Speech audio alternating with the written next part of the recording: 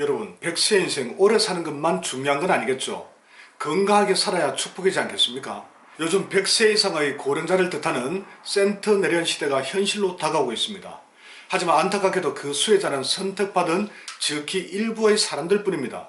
단순히 오래 사는 것을 넘어 질병 없이 젊음을 유지하는 무병장수와 저속노화는 현대인들의 가장 큰 갈망이자 숙제입니다. 제가 첫 번째 저서인 가장 쉬운 팔체질 자가진단 서문에서도 밝혔듯이 자신의 체질을 정확하게 알고 건강에 적용한다면 누구나 이 축복의 주인공이 될 수 있습니다. 팔체질 건강법이야말로 100세 건강수명 시대의 문을 열어줄 유일한 열쇠이기 때문입니다. 흔히 사람들은 최고의 의료 혜택을 받고 고가의 건강식품을 즐겨 먹는 재벌가 총수들이라면 당연히 무병장수할 것이라 생각합니다. 하지만 현실은 꼭 그렇지만은 않습니다.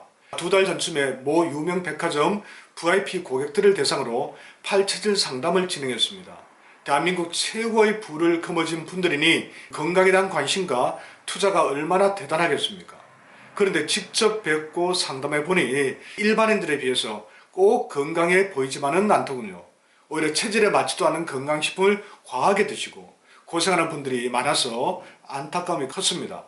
실제로 한국 경제를 이끌었던 재벌가 인물들의 사례를 보면 경제력이 반드시 저속노화를 담보해주지 않는다는 사실을 알 수 있습니다. 80세를 넘기지 못하고 별세한 주요 인물들을 한번 살펴보겠습니다. 먼저 40대와 50대에 조기 별세한 분들입니다.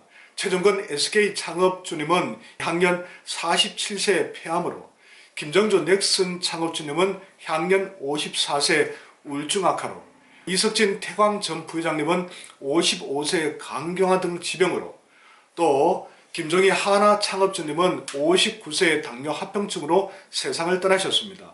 60대에 별세한 분들도 많습니다. 부인의 LG 창업주님은 62세 뇌종양으로, 이운영 세아그룹 회장님은 66세 심장마비로, 최종현 SK 전 회장님은 69세 폐암으로 별세했습니다. 그리고 70대입니다. 구본무 LG 전 회장님은 73세 뇌종양으로, 조영호 한진 전 회장님은 70세 폐질환으로, 이병철 삼성 창업주님은 77세 폐암 및 합병증으로, 이건희 삼성 전 회장님은 78세에 심근경색 후 투병 끝에 별세하셨습니다. 특히 70대는 재벌 총수들이 가장 많이 별세하는 구간입니다. 이는 일반인들의 평균 수명과 차이가 없거나 오히려 낮은 수치입니다. 최고의 의료 지원도 무색하게 만드는 이 결과, 대체 이유가 무엇일까요?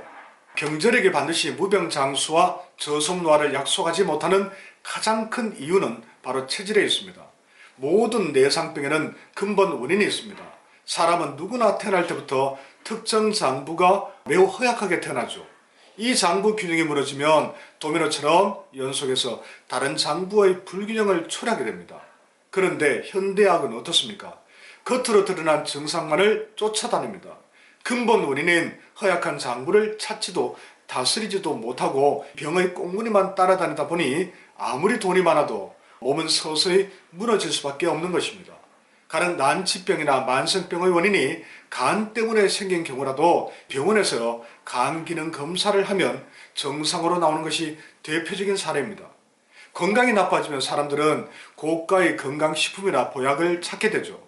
하지만 여기서 정말 중요한 포인트가 있습니다. 약성이 강하고 뛰어난 식품일수록 본인의 체질에 맞지 않으면 치명적인 독이 된다는 사실입니다. 재벌가에서 챙겨 먹는 그 귀한 약재들이 오히려 특정 장부의 항진을 심화시켜 병세를 깊게 만들었을 가능성이 큽니다. 진정한 저속노화는 단순히 비싼 것을 먹는 것이 아니라 내 체질에 맞는 것을 선택하는 지혜에서 시작됩니다. 남들이 좋다고 하는 유행식품이 아니라 나에게 맞는 저속노화 영양제를 선별해야 합니다.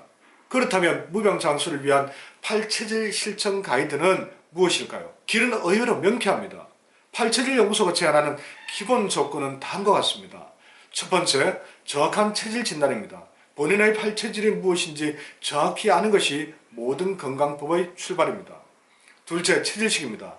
나의 체질을 고려해 먹는 음식이 곧 최고의 보약입니다.